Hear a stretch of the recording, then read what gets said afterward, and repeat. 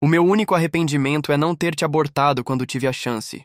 Isso foi o que a minha mãe me disse quando o meu irmão comprou uma casa para ela com dinheiro duvidoso que eu tentei avisar. Nasci sob um teto que nunca foi meu. Desde pequeno aprendi a medir o meu valor pelo silêncio que me reservavam. Era a sombra que varria o chão quando o sol da casa brilhava sobre o meu irmão. Cresci ouvindo elogios ao seu nome como quem recita uma oração. Ele era o perfeito, o eleito, o menino que não podia errar. Eu, por outro lado, era o erro contínuo, o estorvo que precisava ser corrigido com palavras afiadas e desprezo gratuito. Lembro da primeira vez que a minha mãe me chamou de decepção.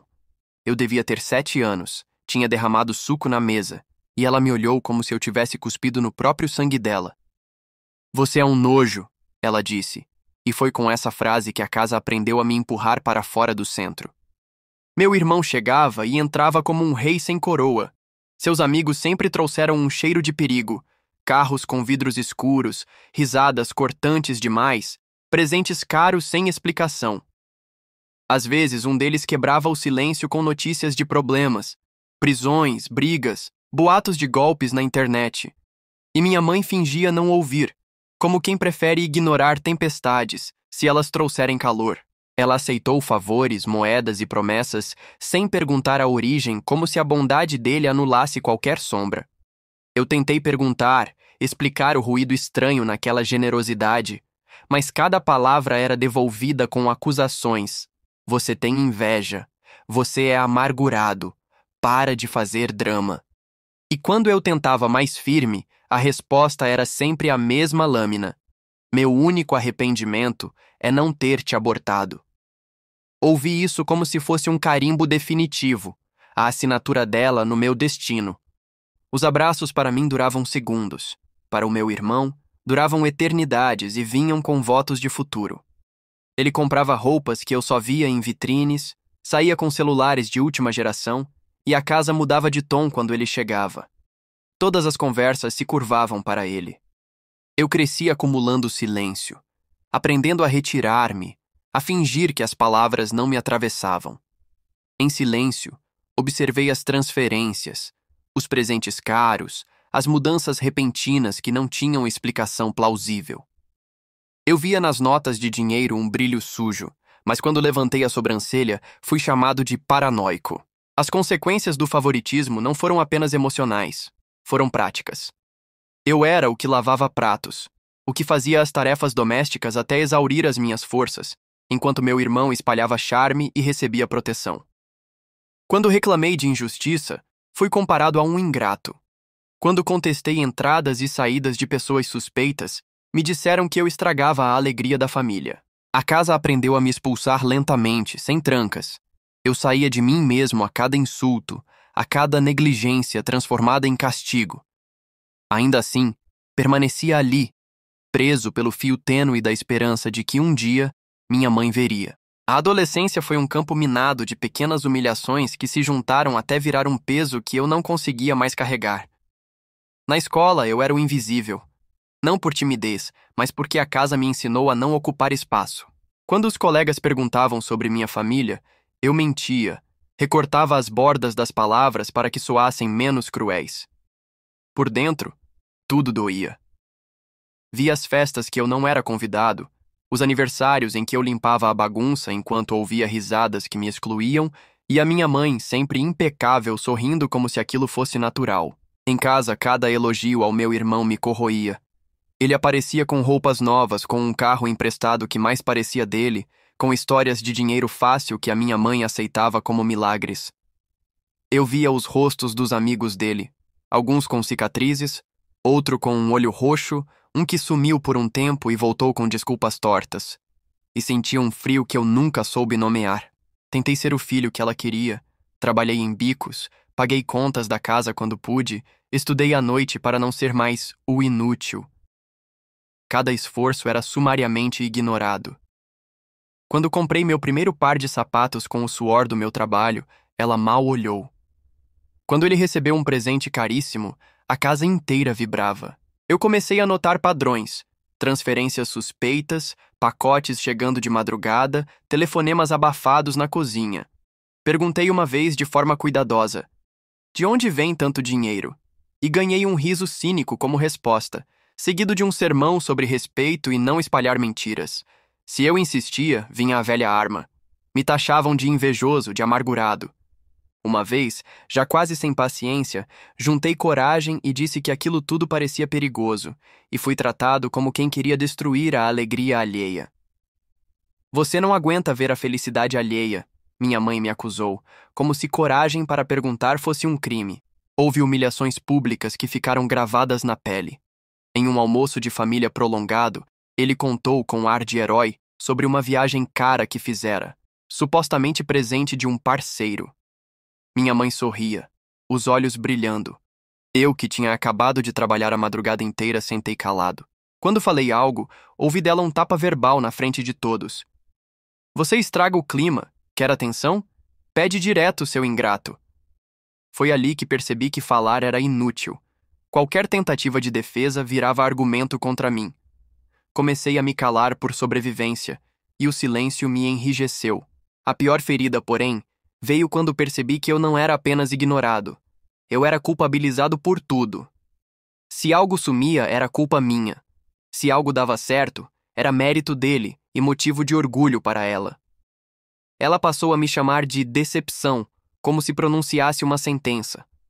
A frase cruel que marcaria minha vida, meu único arrependimento é não ter te abortado.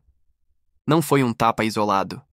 Tornou-se um bordão que ela repetia quando queria me reduzir ao nada. Cada vez que a ouvi, algo dentro de mim se partia um pouco mais. Foi acumulando esses cortes que a minha paciência acabou. Eu queria consertar, recuperar a família que eu achava que podia existir, mas aprendi da pior forma que não havia ponte onde ela recusava atravessar. Aos poucos, fui me distanciando, não de uma hora para outra. Foi um recuo silencioso, uma escolha de não mais me oferecer como escudo para os erros e vergonhas deles. Trabalhei mais, estudei mais, e me escondi em rotinas que me protegiam da fome de afeto que não me retornavam. Ainda assim, a culpa tentava me apanhar. Em noites vazias, pensava se estava fazendo o certo ao me afastar. O dia em que ele apareceu com as chaves foi um ponto de ruptura que eu não soube, na hora, como curvar. Lembro como se fosse um soco. Ele entrou em casa com a caixa pequena, um sorriso de quem já recebeu aplausos, e falou como se estivesse fazendo um anúncio de generosidade. Comprei uma casa para a mamãe. A voz da minha mãe mudou.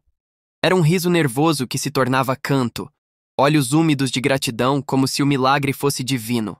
As palavras obrigado e meu filho rolavam como confetes naquela sala que eu mal reconhecia. Eu tentei me aproximar, perguntar onde ficava, quem assinou, como ele conseguiu aquilo, mas fui recebido com o mesmo gesto que sempre me marcou. Um olhar que dizia que eu não tinha direito de saber. Ele contou a história em detalhes à mesa de jantar como se fosse um conto épico. Foi um bom negócio, rolou uma oportunidade, fechei com parceiros. Minha mãe repetia, meu menino, e enxugava os olhos. Eu queria entender os parceiros, queria explicações. Mas a explicação que recebi foi a de sempre. Um insulto disfarçado de cuidado. Você não para de arranjar confusão, né? Quer mesmo que eu responda por tudo que você inventa? A cada pergunta minha, ela voltava à ladainha. Você tem inveja. Você é amargurado. Anda espalhando coisas. E quando a paciência dela acabou, soltou na minha cara a sentença que queimou como ácido. Meu único arrependimento é não ter te abortado. Dói escrever isso ainda hoje. Dói lembrar da minha mão tremendo quando segurei a taça de café e tentei controlar a voz. Sentia que, pela primeira vez, todo o meu corpo pedia que eu me afastasse. Não era só a humilhação. Era a constatação de que eu vivia em uma casa que celebrava sombras. Comprar uma casa para a mãe parecia, aos olhos dela, a prova irrefutável da bondade dele. O suficiente para enterrar qualquer dúvida sobre as origens daquele dinheiro. Eu percebi ali que a minha mãe preferia um herói comprado a uma verdade inconveniente. Os dias seguintes foram uma sequência de pequenos ultrajes. A casa nova virou tema de todas as conversas. Fotos apareciam no celular dele, visitas eram marcadas, parceiros vinham tomar chá e saíam tarde com sorrisos que deixavam a pele fria. Eu tentei manter a cabeça fria. Continuei trabalhando, estudando, juntando o que podia para tentar um futuro longe daquilo.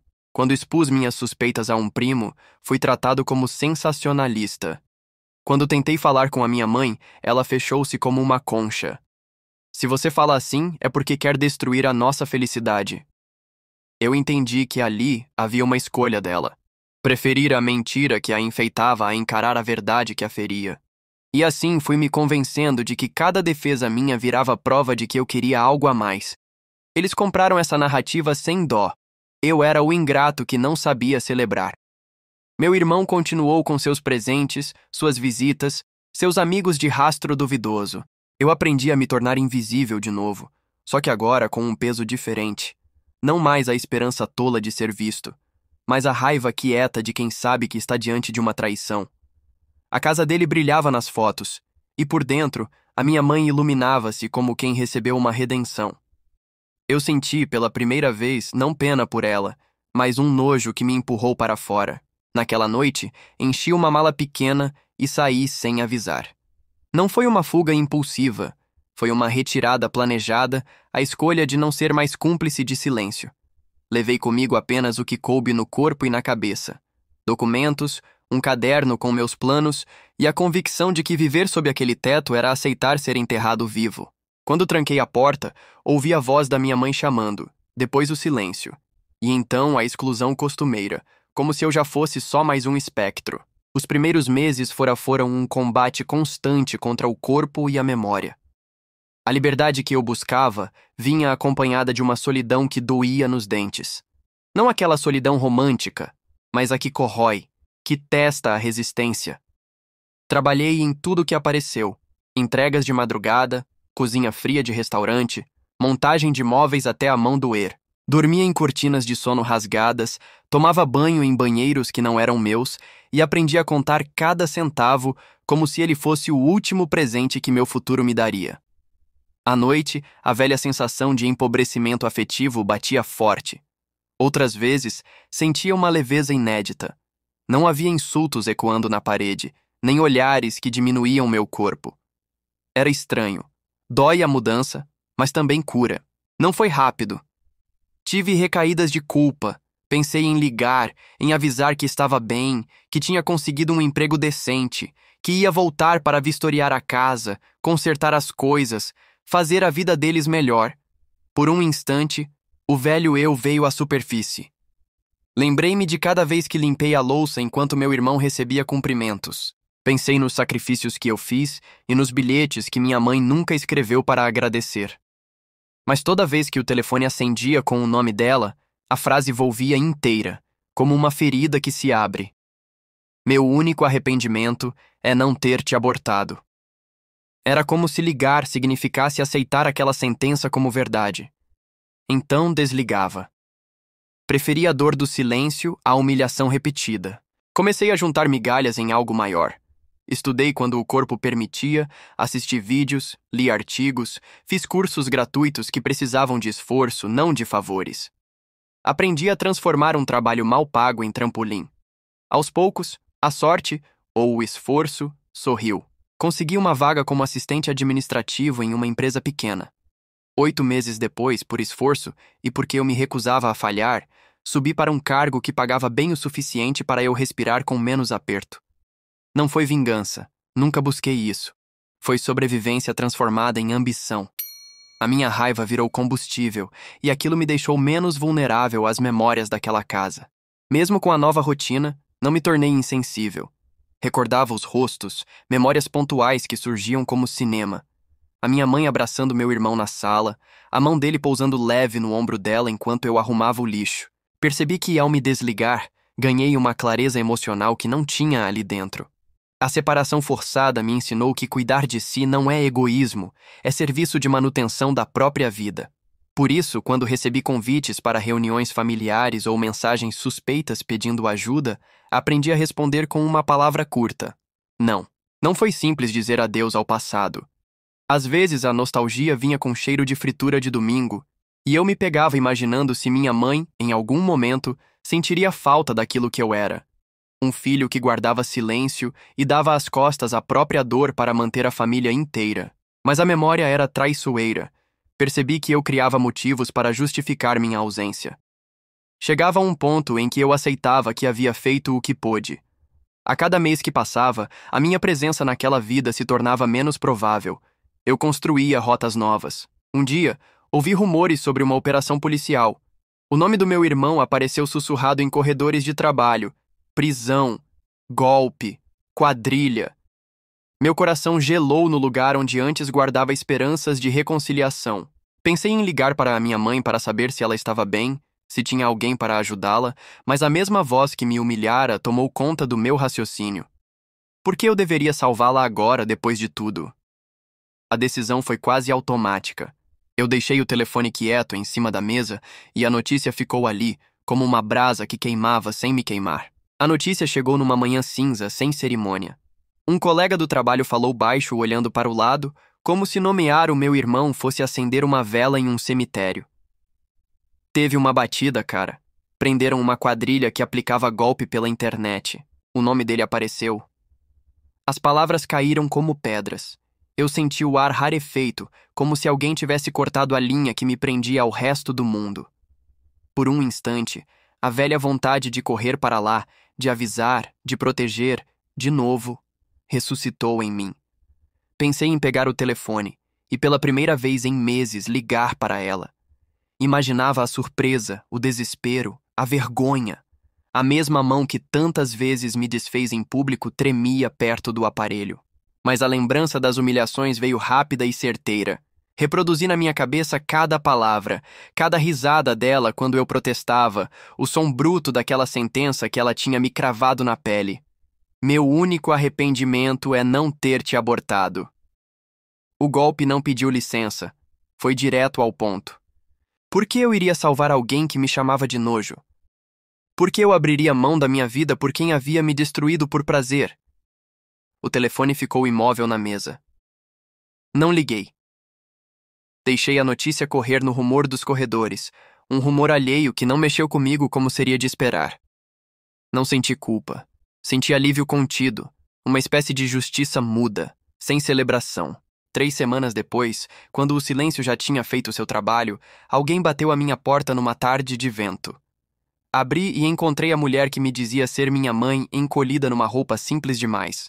O cabelo desalinhado, os olhos afogados num mar de vergonha que eu nunca tinha visto nela. O orgulho dela estava despedaçado. A imagem de perfeição que ela cultivara como escudo havia se estilhaçado. As palavras saíram como quem admite uma derrota antiga. Por favor, meu filho. A polícia levou tudo. Tomaram a casa, as contas. Eles precisam de mim. A voz vinha fina, pedindo, implorando. Não foi só o pedido que me feriu. Foi a memória do tratamento que vinha antes dele, a facilidade com que ela se atirara ao colo dele enquanto me esmagava. Durante anos eu a servira em silêncio, e agora ela queria que eu fosse novamente a mão que a levantasse. Senti raiva, uma raiva que ardia e impressionava com a clareza do ódio aceito. E então eu falei. Não fui gentil. Abri a boca e despejei tudo que tinha guardado. As noites que trabalhei para pagar contas que ela nunca reconheceu. Os trocados que somei enquanto ela festejava a ostentação. As humilhações que ela repetira como refrão. As vezes que ela escolheu acreditar num brilho falso em vez de olhar para mim. Lembrei cada insulto. Citei cada data, levei à face dela a história inteira, com a precisão de quem documenta um crime de abandono afetivo. Quando terminei, vi o absurdo em seus olhos, a tentativa falha de buscar um resquício de arrependimento. Não ofereci perdão, não garanti ajuda. Disse o que sempre soube, que eu não lhe devia nada. Fechei a porta na cara dela com a mesma decisão com que meses antes tranquei o meu passado. Ouvi o bater da madeira como um estrondo que cortava ligações antigas. Nas semanas seguintes, as vozes dela chegaram em forma de recados, mensagens e pedidos, todas ignoradas. Ela implorava, e eu escolhia o silêncio como resposta. Não por crueldade gratuita, mas por preservação, por não ser arrastado de volta àquele lugar onde eu vivia, para ser menos do que era. Os meses que se seguiram foram cheios de manchetes sussurradas e encontros furtivos no trabalho onde colegas, com cuidado, me davam atualizações como se eu fosse um estranho interessado por escândalos alheios. O nome do meu irmão apareceu em várias reportagens locais. Houve matéria sobre a operação, sobre os alvos e sobre os investigadores que trabalharam meses para fechar o cerco. Com o tempo, filtrou-se a informação mais concreta. Ele havia feito um acordo. Entregou nomes maiores, confessou partes do esquema e, em troca, pegou uma pena que, para mim, soava pequena diante do tamanho das vítimas. 5 anos. 5 anos por uma vida de golpes que destruíam pessoas. Foi uma mistura de alívio e nojo. Alívio por finalmente ver aquilo se tornar real, e nojo por saber que o preço pagável era calculado em barganha. Minha mãe, por outro lado, reagiu do seu jeito previsível. Visitava-o religiosamente. Todo mês, eu recebia notícias, nomes de dias em que ela iria, fotos borradas de um corredor de prisão, bilhetes que ela deixava na mesa da cozinha alugada que agora chamava de lar. Ele precisa de mim, dizia uma mensagem. Você me abandonou para morrer. Ecoavam suas ligações carregadas de culpa fabricada. A tática era antiga. Inverter papéis para que eu parecesse o vilão. Ela não considerava que, enquanto ele arquitetava fraudes, quem havia sido abandonado fui eu, emocionalmente e financeiramente. Para ela, contudo, a narrativa era simples.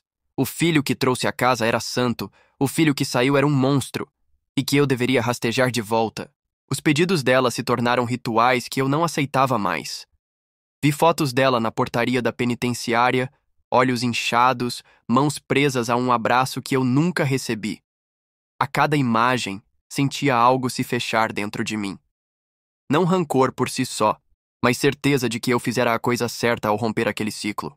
Algumas pessoas disseram que eu era cruel, outras que eu fora sábio. Eu mesmo não buscava justificativas. Havia limites que não deveriam ser ultrapassados e gasto de minha vida que eu não estava disposto a tolerar. Com o tempo, minha vida tomou um curso que eu mal ousara sonhar enquanto lavava pratos e montava móveis. O trabalho que comecei a levar a sério transformou-se em carreira. Colegas viram em mim disciplina e honestidade, não o rótulo que minha família gostava de colar. Recebi reconhecimento, promoções pequenas no começo, depois maiores. Nada exorbitante, só o suficiente para me sentir seguro. Paguei dívidas, aluguei um apartamento digno, decorei-o com coisas simples que me lembravam que eu podia merecer conforto e respeito. A liberdade que senti não nasceu de vingança. Nasceu de escolhas pequenas e repetidas. Não carregava mais as lágrimas que antes eu secava escondido. Começava a sorrir sem me desculpar. Quando minha mãe me acusava publicamente de abandono, não me explicava. Em silêncio, eu seguia construindo. Em paz. E pela primeira vez em anos, senti que era possível respirar sem ouvir aqueles ataques que me diziam que eu era um nojo ou um erro. Com o passar do tempo, o que antes me parecia um fardo foi se transformando em algo mais quieto. Uma força que não precisava gritar para existir. O trabalho me ensinou uma nova linguagem. Prazos, metas, responsabilidade. E com ela veio respeito. Pessoas que nunca me deram atenção começaram a notar que eu aparecia sempre, fazia meu trabalho sem drama e entregava resultados. Recebi convites para liderar pequenos projetos, aceitei com a cautela de quem desconfia de presentes fáceis. Cada aprovação, cada e-mail de agradecimento era como um ponto costurado na minha autoestima, aquilo que minha mãe nunca soube costurar em mim. Fiz amigos fora daquelas rodas perigosas, pessoas com histórias complicadas, sim, mas que tratavam o outro com dignidade. Conheci alguém que não me pediu justificativas por cada trauma, que me ouviu sem transformar minha dor em entretenimento. Não foi um romance meteórico, foi um carinho paciente que me mostrou que a intimidade pode existir sem julgamento. Aos poucos, aprendi a dividir pequenas vitórias, um jantar sem precisar explicar, uma viagem curta no fim de semana, uma risada que vinha fácil. Era a prova de que eu podia ser inteiro fora do teatro de humilhações onde cresci. Ainda assim, nem tudo se perdeu na melhora. Sempre que eu via um carro com vidros escuros, meu corpo enrijeceu por um segundo. Quando uma notícia sobre golpes aparecia no feed, a lembrança do nome dele martelava por alguns instantes. Às vezes eu me pegava imaginando o rosto dela na portaria da prisão, o abraço que ela levava, e sentia um choque de repulsa. Não pelo homem atrás dos muros, mas por quem transformara o próprio filho em santo para escapar da vergonha de admitir que escolhera errado. Era uma mistura de tristeza e pena que eu não queria transformar em ato. Um episódio me marcou. Passei por acaso perto da rua onde ela morava agora. A casa era pequena, baixa, uma casinha discreta que não pedia mais a reverência que antes exigia. Via na calçada, falando com uma vizinha, a postura mansa e um olhar que, por segundos, me pareceu humano. Não parei. Não bati na porta. Não deixei que a cena fosse usada para entretê-la ou para que ela tivesse material para novas reclamações. Andei adiante com o peito firme, e o gesto de seguir em frente foi a minha revanche mais límpida. A constatação de que o abandono que ela teatralizava não me tiraria a paz. No trabalho, depois de meses de dedicação, recebi uma promoção que significava estabilidade de verdade. Com o novo salário, consegui comprar móveis decentes, pagar as contas sem o nó do mês que apertava e, pela primeira vez em muitos anos, dormir sem calcular cada gasto antes de abrir os olhos. A sensação era estranha. Culpa e triunfo misturados. Percebi que podia ajudar outras pessoas sem me colocar em posição de exploração, que podia ser generoso com quem merecia generosidade. Comecei a ajudar uma ONG pequena que dava suporte a vítimas de golpes, oferecendo meu tempo para organizar ações e aulas práticas sobre segurança digital. Trabalhar ali me deu um sentido extra. Transformar o que vivia em atenção para quem poderia estar vulnerável ao mesmo tipo de violência que meu irmão praticava. Minha mãe, como sempre, não entendeu esse movimento. Recebi de vez em quando mensagens vindas de números diferentes. Sua mãe está mal. Ela precisa de você. Todas ignoradas. Havia também as vozes que insistiam em me taxar de frio, de ingrato. Amigos antigos e parentes de ocasião perguntavam por que eu não aturava um pedido de ajuda, por que não voltava para resolver as coisas. Eu explicava quando dava vontade, e quem entendia permanecia, quem não entendia ia embora. A verdade que eu aprendi a dizer para mim mesmo foi simples e cortante: cuidado não é obrigação, e reconstruir-se não é crime. Às vezes, nas noites de insônia, volto ao passado como quem visita uma cidade antiga. Ando por suas ruas só para lembrar que sobrevivi. Releio as palavras cruéis que ela me disse como quem confere uma prova de que aquilo foi real, para não confiar apenas nas sensações. E cada vez que releio, renovam-se a convicção e o limite. Hoje eu sei que não preciso da redenção dela para existir, nem da aprovação do meu irmão para ser honesto. Sigo em frente com as mãos limpas e a consciência pesada apenas pelo que deixei de ser por tanto tempo, mas aliviado por aquilo que me recusei a continuar sendo. Não se esqueça de deixar o seu like e comente se você conhece uma mãe assim, e aproveitando me siga para não perder nenhuma história.